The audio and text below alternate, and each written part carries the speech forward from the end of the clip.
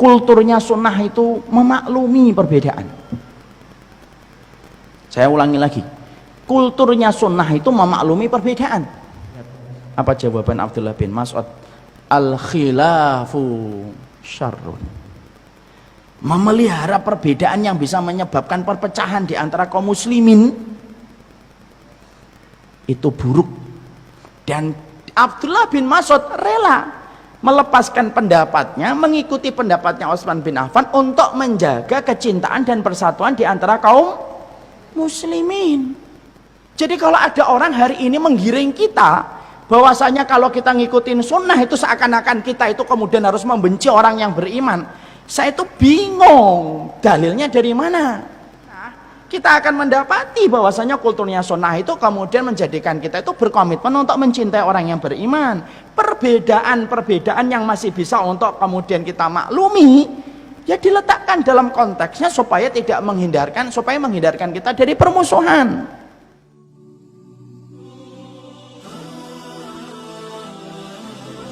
Dan kita harus paham, kulturnya sunnah itu memaklumi perbedaan. Saya ulangi lagi, kulturnya sunnah itu memaklumi perbedaan. Masa Ustaz? Iya. Mana dalilnya antum bahwasanya kulturnya sunnah itu memaklumi perbedaan? Oke, saya akan datangkan dalilnya.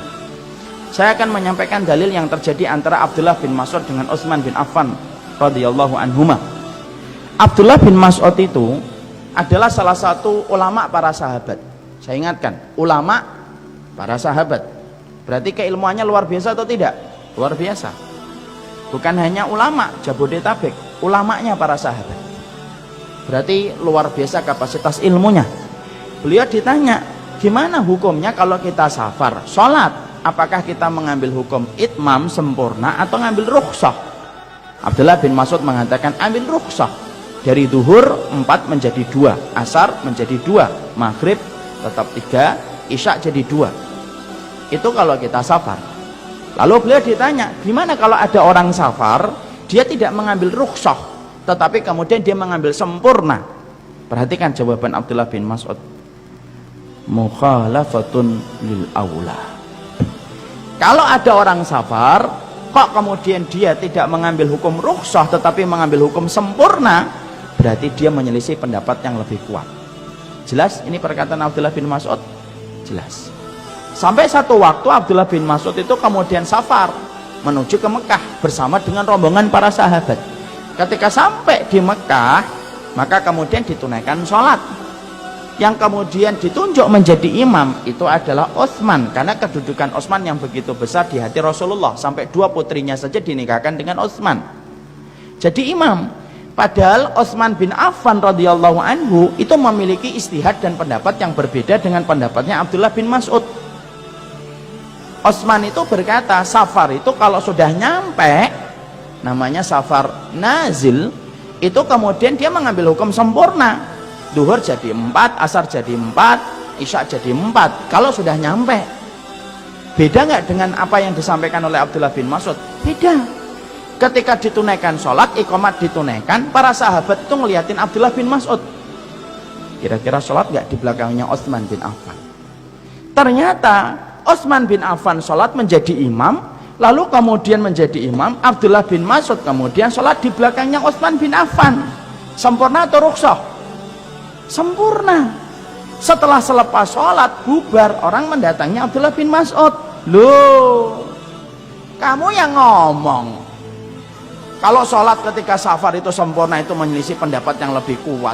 Kamu baru saja sholatnya sempurna di belakangnya Utsman. Lihat apa jawaban Abdullah bin Mas'ud. Al-khilafu syarrun. Memelihara perbedaan yang bisa menyebabkan perpecahan di antara kaum muslimin itu buruk. Dan Abdullah bin Mas'ud rela melepaskan pendapatnya, mengikuti pendapatnya Utsman bin Affan untuk menjaga kecintaan dan persatuan di antara kaum muslimin.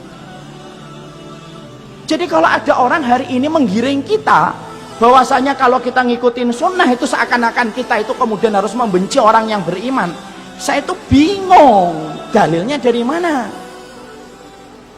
Tetapi kalau kemudian kita ngikutin dan faham tentang kulturnya sunnah, kita akan mendapati bahwasanya kulturnya sunnah itu kemudian menjadikan kita itu berkomitmen untuk mencintai orang yang beriman.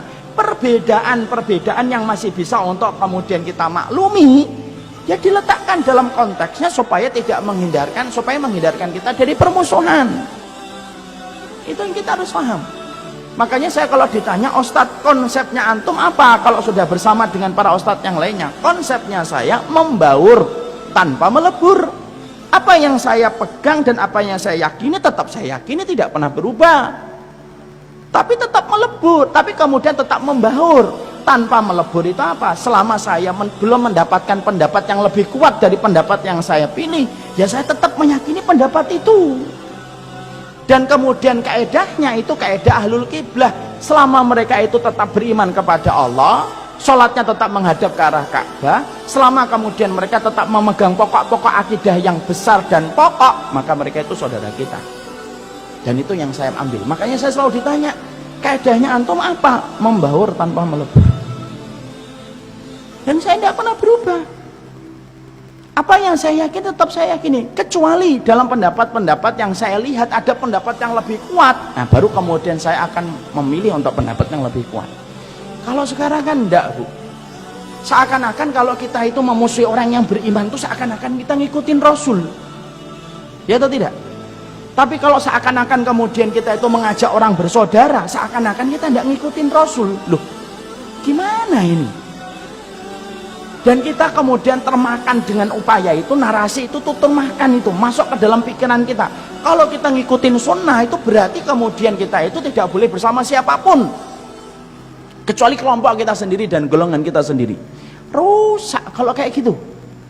Kalau kemudian kita sudah ngikutin sunnah, kemudian ditambah kita ngikutin sunnah dengan kebencian kita kepada orang yang beriman.